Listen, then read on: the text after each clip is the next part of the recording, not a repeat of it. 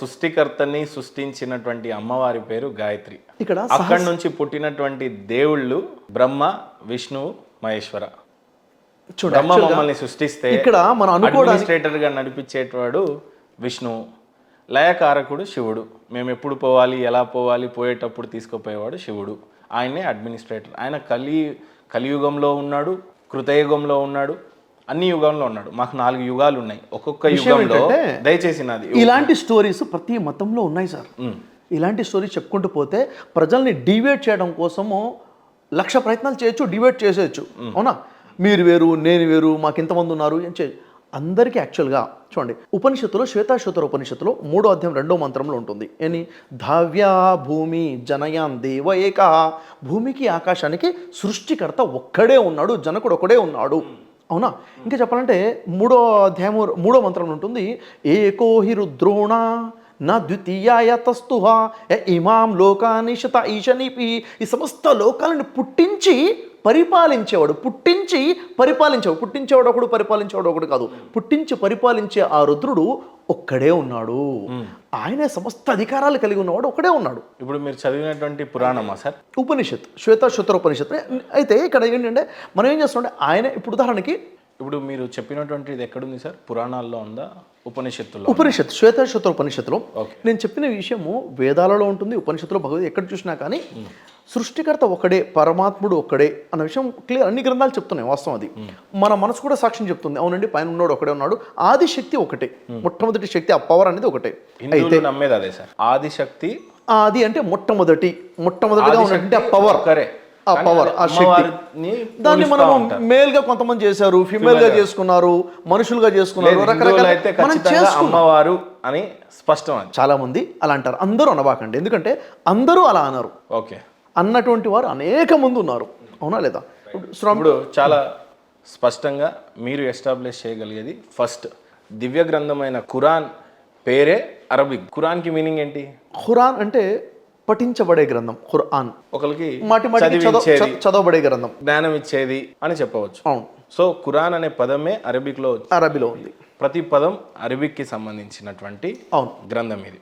So ఇప్పుడు అల్లాకి పేరు అనేది నామకరణం చేసే విషయంలో ఏమని ఎస్టాబ్లిష్ చేసేస్తారు ఫైనల్గా? మీరు క్లియర్గా చెప్పే విషయం ఏంటంటే, అక్కడ ఉన్నటువంటి ప్రజలకి ఎప్పుడైతే వారు ధర్మాన్ని వదిలిపెట్టి అధర్మంలోకి వెళ్ళిపోయారో, వాళ్ళకి ధర్మానికి సంబంధించిన క్లారిటీ ఇవ్వడం కోసం ప్రవక్తని పంపించినప్పుడు వారు మాట్లాడే భాషలో వారికి సందేశం ఇవ్వడం జరిగింది. వారు మాట్లాడే భాషలో వారు పైన ఉన్న సృష్టికర్తని అల్లాన పదంతోనే పరిచయం ఉంది కాబట్టి అల్లాన పదంతోనే పరిచయం అయింది. వారికి అరబ్బీ భాషలోనే సందేశం ఇవ్వడం జరిగింది. ఇది క్లియర్గా ఖురాన్లో 12వ సూరా 2వ వాక్యంలో ఉంటుంది. నేను దీన్ని ఖురాన్లో ఎందుకు పంపించానంటే మీరు చక్కగా అర్థం చేసుకోవడం కోసము అంటాడు. ఎందుకు? వారికి వచ్చిన భాష అది కాబట్టి. ఇంకా 43వ సూరా 3వ వాక్యంలో ఏముంటుందంటే, నేను దీనిని అరబ్బీలో చేసి పంపానంటాడు. చూడండి, అరబ్బీలో చేసి పంపడం అంటే ఏంటి? అరబ్బీలో చేసి పంపానంటాడు ఖురాన్. ఇక్కడ క్లారిటీ అడగవచ్చా సార్? ఈ క్లారిటీస్ ఎందుకంటే తర్వాత మీరు అడుగుతారు. కానీ ఏంటిది అది? ఇప్పుడు ఉదాహరణకి ఖురాన్ ఉంది. ఖురాన్ మొత్తం అరబ్బీ భాషలోనే అవతరించింది. ఖురాన్ మొత్తం అరబ్బీలో ఉందా అంటే, ఉదాహరణకు చూడండి, ఇక్కడ దీంట్లో మూసా యొక్క ప్రస్తావన ఉంటుంది. మోషే ప్రవక్త ఆయన ఫిరోన్తో మాట్లాడుతున్న ప్రస్తావన ఉంటుంది. మోషే ఇలా అన్నారు, లేక మూసా ఇలా అన్నారు, ఫిరోన్ ఇలా అన్నారు, వాళ్ళ సంభాషణ ఉంది. ఇక్కడ అరబ్బీ భాషలో ఉంటుంది. వాస్తవానికి మోషేకి ఫిరోన్కి అరబ్బీ రాదు. వారు వారి భాషలో మాట్లాడుకున్నదాన్ని ఇక్కడ అరబ్బీలో అర్థం చేసుకోవడం కోసం అరబ్బీలో చూసి పంపిస్తాడు. ఉదాహరణకి యూనుస్ అలైహిస్సలాం ప్రవక్త ఉంటారు. ఆ ప్రవక్త యొక్క దువా ఉంటుంది. లా ఇలాహ ఇల్లంత సుబ్హానక ఇన్నీ కున్తు మినజ్ జాలిమీన్ అని చెప్పేసి ఆయన దువా చేస్తారు. నిజానికి యూనుస్ అలైహిస్సలాంకి అరబ్బీ భాష వస్తుందా? రాదు. కానీ ఆయన చేసిన దువా ఆయన భాషలో చేస్తే అరబ్బీలో వీళ్ళకి అర్థం కావడం కోసం చెప్పడం జరుగుతుంది. అంటే ఇక్కడ నేను చెప్పాల్సిన విషయం ఏంటంటే, గత ప్రవక్తలందరూ కూడా, ఇప్పుడు మరియం ఏమని మాట్లాడారు, యేసు ఏమని మాట్లాడారు, ఇవన్నీ కూడా ప్రస్తావనలు ఇక్కడ ఉన్నాయి. వారు ఏం మాట్లాడారు? వారి వారి మాతృభాషలో మాట్లాడుకున్నారు. వీరికి అర్థం కావడానికి అరబ్బీలో వీళ్ళకి చెప్పడం జరిగింది. అరబ్బీ భాష అవతరించింది ఒక 4000-2000 సంవత్సరాల మధ్య అనుకుందాం. బహుశా ఇప్పటికి 1400 సంవత్సరాల ముందు జరిగింది. ముందు అవతరంలోకి వచ్చింది, కనుక్కోబడింది అని చెప్దాం. అంతే. ఇప్పుడు ఏ భాష అయినా మధ్యలో అంటే ఒక 4000 సంవత్సరాల క్రితం ఏదో ఒక ప్రవక్త వారు నిజంగానే ఏదైనా మాట్లాడి ఉండుంటే అప్పుడు ఆయన దేవుణ్ణి అల్లా అనే ఉండవచ్చునా? పిలిచి ఉండరు, ఖచ్చితంగా ఉండరు. ఎందుకంటే అరబ్బులో వచ్చినటువంటి ఏకైక ప్రవక్త, అరబ్బీ భాషలో వచ్చిన ఏకైక ప్రవక్త ముహమ్మద్ ప్రవక్త. ఓకే. అంతకుముందు వారిలో ఎవరు వచ్చారంటే ఇబ్రాహీం కుమారుడైన ఇస్మాయిల్. ఇబ్రాహీం ఇస్మాయిల్ ఉన్నప్పుడు అరబ్బీ భాష లేదు, వేరే భాషలు ఉన్నాయి, వేరే భాషలు అక్కడ ఉన్న ట్రైబల్ లాంగ్వేజెస్ ఏవో ఉన్నాయి. అరబ్బీ భాష వచ్చిన తర్వాత వచ్చినటువంటి అరబ్బులో వచ్చిన ఒక్క ప్రవక్తనే ముహమ్మద్ ప్రవక్త. అరబ్బీ భాషలో అవతరించిన ఏకైక గ్రంథమే ఖురాన్. అంతకుముందు ఉన్నటువంటి 1,00,000కు పైగా ప్రవక్తలు ఎవరైతే ఉన్నారో, ఋషులు ఎవరైతే ఉన్నారో, వారెవరు కూడా అరబ్బీ భాషలో సందేశం ఇవ్వలేదు. అంటే అల్లా అన్న పదాన్ని పలకలేదని అర్థం.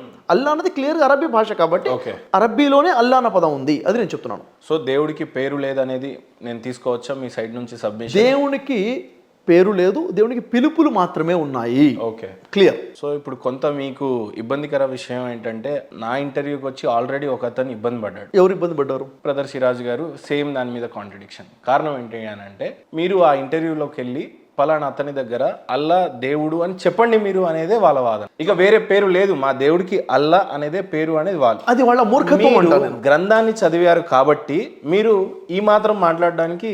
ఇప్పుడు యాక్చువల్గా నేను చెబుతున్నది ఏది కూడా నా సొంత భాష కాదండి, ఖురాన్లో ఉన్నది మాత్రమే చెప్తున్నాను నేను. ఓకే, చూడండి, వారిని అడగండి భూమి ఆకాశాలను సృష్టించింది ఎవరు అని ఖురాన్లో అంటున్నాడు. ఇప్పుడు నేను మిమ్మల్ని అడుగుతున్నాను, భూమి ఆకాశం సృష్టించింది ఎవరు అంటాను, మీరు అన్నారు బ్రహ్మ అని. వారు అంటారు అల్లా అని ఉంది. అంటే వారు అల్లా అనలేదుగా మీరు, అంటే ఖురాన్ వాక్యం తప్పైపోయిందా? అవ్వలేదు అని వీళ్ళ అరబ్బులకు చెప్తున్నాడు ఇక్కడ. కానీ ఇప్పుడు రేపు మీరు బయటకు వెళ్ళిన తర్వాత అంతో ఇంతో మీతో స్నేహబంధం ఉంది, నేను చర్చ జరిపిస్తుంది ఎందుకు అని అంటే నాకేదో వచ్చేస్తుందని కాదు సార్, మీరు కూడా ఇంత కష్టపడుతుంది మీకేదో వస్తుందని కాదు. రేపు ఇది బయటకు పోయి ఏదో బ్రదర్ షఫీ అల్లా అని దేవుడు కాదు అన్నాడు అని చెప్పేసి వితండవాదం చేసేవాళ్ళు బయట చాలా మంది ఉన్నారు. సో అది జరగకూడదు. మన ఉద్దేశం, నా ఉద్దేశం వ్యక్తిగతంగా చెప్పాలి అని అంటే, గ్రంథాలు ఎన్ని ఉన్నా మానవులు అందరు ఒకే విధంగా తింటున్నారు, ఒకే విధంగా బతుకుతున్నారు, ఒకే విధంగా దేవుడిని మొక్కుతున్నారు. కొందరు విగ్రహాలను పెట్టుకుంటున్నారు, కొందరు పెట్టుకోవట్లేదు, ఆ తర్వాత సంగతి. కానీ బట్ ఏదైనా మాకు దేవుడు ఉన్నాడు, దేవుడికి మేము భయపడాలనేది ఒక కాన్సెప్ట్. ఇది బాగుంది. మంచి చెడు ఏదైనా సరే మాకు దేవుడే ఇస్తాడు అనేది కాన్సెప్ట్. మధ్యలో ప్రవక్త వారు బోధించడానికి ఒక టూల్ లాంటి పాత్రని మాత్రమే, కానీ ప్రవక్తలు దేవుళ్ళు కాదు, ఋషులు కూడా దేవుళ్ళు కాదు, కానే కాదు, జ్ఞాన బోధించేవారు అవుతారు. సో మీరు అల్లా అని అన్నారు, దేవుడి పేరు అల్లా కాదు అని అన్నారు, దేవుడికి పేరు లేదు అనేది ఎస్టాబ్లిష్ చేశారు. సో రేపు మీ మీద ఆలింలు కానీ, దావా పండితులు కానీ, లేకపోతే ముఫ్తిర్లు కానీ, వీళ్ళంతా మిమ్మల్ని తప్పుగా అంటే మీకేమైనా ఇబ్బంది అయితే బాధపడే వ్యక్తిని నేనే, కారుకుని నేనే. ఒక క్లారిటీ ఇస్తాను. వారు ఎందుకు అర్థం చేసుకుంటారంటే, ఆలింలో ఖురాన్ జ్ఞానం ఉంటుంది, ముఫ్తీలో ఖురాన్ జ్ఞానం ఉంటుంది. ఇక్కడ ఇస్లాంలో 2 భాగాలని చెప్తున్నాను. ఒకటి ఇతాతే దీన్ అంటే ఆచరణ ధర్మము, రెండోది ఇషాతే దీన్ అంటే సందేశము, ప్రచారము. ఈ ప్రచారం అనే భాషలో అల్లా అన్న పదం వాడటం కాదు, వారు మాట్లాడే భాషలోనే. ఏ ప్రవక్తను పంపినా వారు మాట్లాడే భాషలోనే పంపించాలి. ఇప్పుడు నేను మీతో మీ భాషలో మాట్లాడాలి. ఆచరణ విషయం, నేను నమాజ్ చేసుకుంటాను, నమాజ్లో అల్లా అనే పదం వాడతాను, నేను అజాన్లో అల్లా అనే పదం వాడతాను. ఆచరణ వేరు, ప్రచారము వేరు, తెలియపరచడం వేరు. ఇప్పుడు నేను దువా చేసుకుంటాను. దువా అంటే ఏంటి? ప్రార్థన. నేను దువా చేసుకునేటప్పుడు అరబ్బీలోనే అనాలి, ఏం లేదు, నా మాతృభాషలో ఓ దేవుడా అని చెప్తాను, ఓ గాడ్, ఓ ఆల్మైటీ గాడ్ అని చెప్తాను.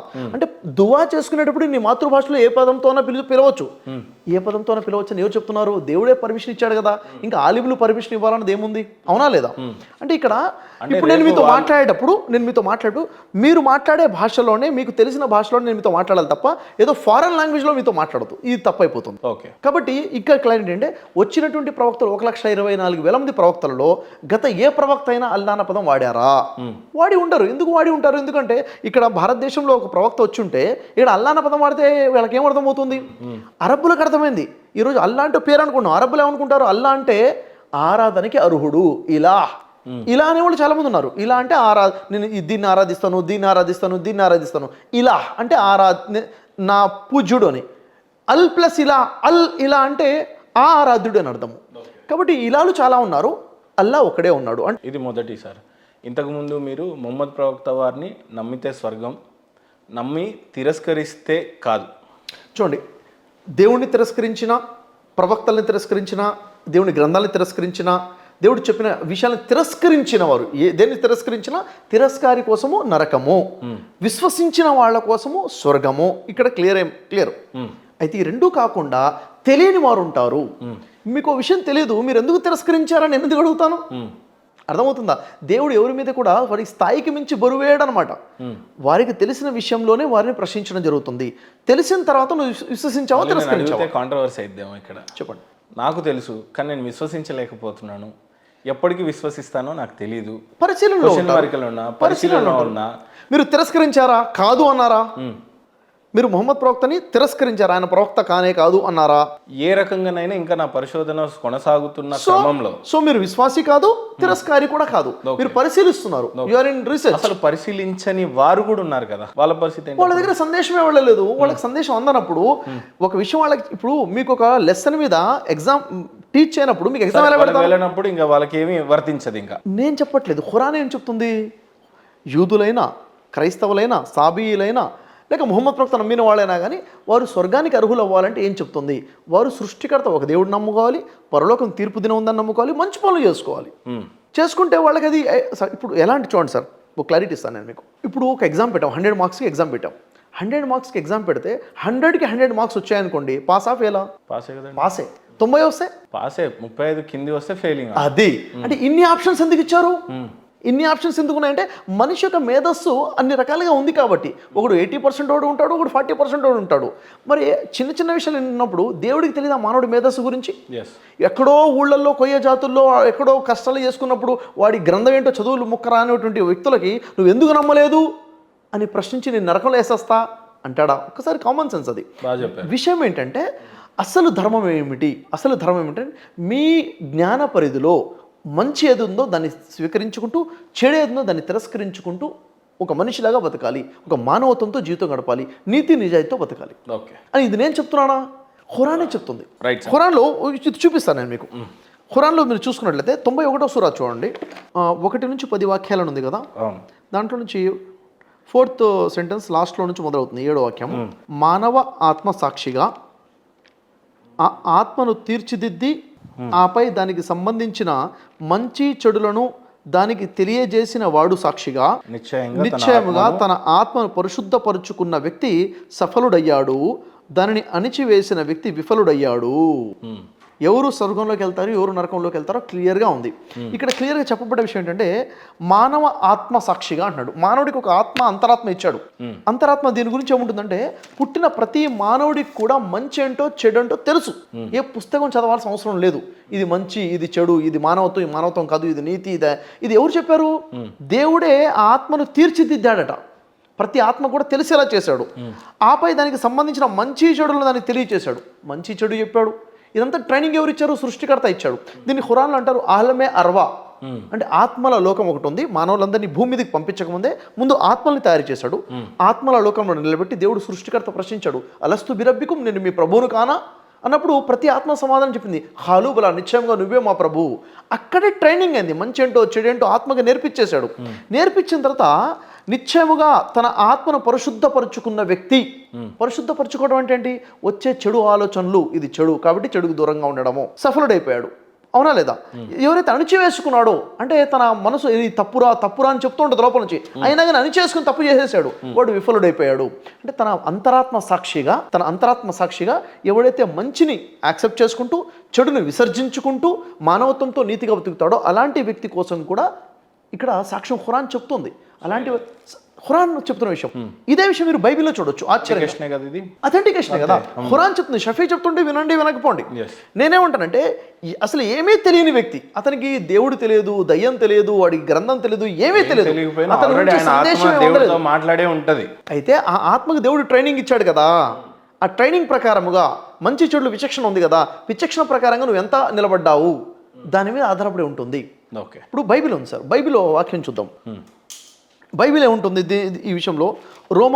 రోమిలకు రాసిన పత్రికలో చూస్తున్నట్లయితే మిమ్మల్ని చూస్తే హ్యాపీగా అనిపించిన విషయం ఏంటంటే ఈరోజు ఖురాన్ని తీసుకొచ్చారు, బైబిల్ని తీసుకొచ్చారు, భగవద్గీతను కూడా తీసుకొచ్చారు. అంటే మీరు ఏం అడుగుతారో తెలియదు కదా, ఏదైనా భగవద్గీత నుంచి అడిగితే భగవద్గీత నుంచి మాట్లాడదామని. ఎందుకంటే నేను ముందే చెప్పాను, ఫోన్ కాల్లో చెప్పాను, నేను ఒక గ్రంథం పక్షంలో నిలబడ్డ వ్యక్తిని కాదు. మీరు ఏ గ్రంథాన్ని మీద ఏ ప్రశ్న వచ్చినా కానీ నేను తెలియకపోతే తెలుసుకుని నేను చెప్తాను. చూడండి, రోమియోలకు రాసిన పత్రిక కొత్త నిబంధనలో 2వ అధ్యాయంలో 14-15 వాక్యాలు చదువుతాను. ధర్మశాస్త్రం, ఇప్పుడు యాక్చువల్గా ధర్మశాస్త్రం అంటారు సార్, అంటే దేవుడు ఇచ్చినట్టు ధర్మశాస్త్రము, ఇది ధర్మశాస్త్రం, దాన్ని షరియత్ అంటారు. అవునా? శాస్త్రాలు ఉన్నాయి, వేదాలు ఉన్నాయి, ఉపనిషత్తులు ఉన్నాయి, భగవద్గీత ఉంది, ధర్మశాస్త్రం. మను ధర్మశాస్త్రం అంటారు, ఖురాన్ ధర్మశాస్త్రం, ఇది పాత నిబంధన ధర్మశాస్త్రం. యేసు ఏమన్నారు? నేను ధర్మశాస్త్రాన్ని కొట్టేయడానికి రాలేదు, నెరవేర్చడానికి వచ్చానని చెప్పారు. ధర్మశాస్త్రం అంటే దేవుడు ఇచ్చినటువంటి ధర్మం.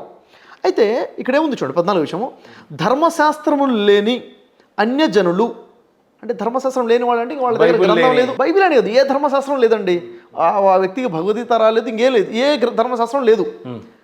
ధర్మశాస్త్రము లేని అన్యజనులు లేనటువంటి వారు స్వాభావికముగా ధర్మశాస్త్ర సంబంధమైన క్రియలు చేసిన ఎడల ఎలా చేస్తున్నారంటే, ధర్మశాస్త్రంలో ఏముంది, అనాథల్ని ఆదుకో అని ఉంది. ధర్మశాస్త్రంలో ఉన్న విషయం నాకు తెలియదు, కానీ నా స్వాభావికంగా ఆ పని చేస్తున్నా, స్వభావంలో ఉంది అని చెప్తున్నాడు ఇక్కడ. స్వాభావికంగా క్రియలు చేసిన ఎడల వారు ధర్మశాస్త్రము లేనివారైనను తమకు తామే ధర్మశాస్త్రమైనట్టున్నారు. వాళ్ళలోనే ధర్మశాస్త్రం ఉంది. మంచి ఏంటో చెడు ఏంటో విచక్షణగా దేవుడు ధర్మశాస్త్రాన్ని పెట్టాడు. అందుకే ఏ గ్రంథాన్ని పంపించినా కానీ దేవుడు ఏమంటాడు తెలుసా, ఇది కొత్త విషయం అన్నాడు, ఇది జ్ఞాపిక అంటాడు. ఖురాన్లో ఉంటుంది, ఇది జికర్ అంటాడు. జికర్ అంటే ఇది జ్ఞాపిక, గుర్తు చేయడానికి వచ్చిందే తప్ప కొత్త విషయం బోధించడం కోసం రాలేదు. గతంలో అయిపోయింది. గతంలో ఇక్కడ మన ఆత్మకు తెలుసు, ఆత్మకు దేవుడు ట్రైనింగ్ ఇచ్చేస్తాడు. ఇక్కడ అదే చెప్తున్నాడు, ధర్మశాస్త్రం లేని అన్ని జనులు స్వాభావికంగా ధర్మశాస్త్ర సంబంధమైన క్రియలను చేసిన వారు ధర్మశాస్త్రంలో ఉన్నారు, తమకు తామే ధర్మశాస్త్రమైనట్టున్నారు.